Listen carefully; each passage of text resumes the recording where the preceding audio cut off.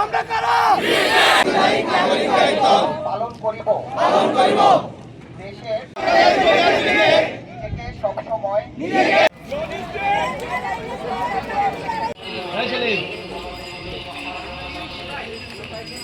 সামনে যাস না। ময়লাগুলো কোন জায়গায় রাখবো? একটা জায়গা রেখে দেন ভাইয়া, ওইখানে।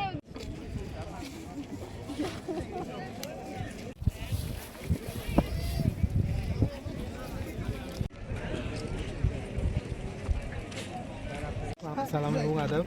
তো আমরা টুরিস্ট পুলিশের পক্ষ থেকে এই অনুষ্ঠানে আমরা উপস্থিত হয়েছি।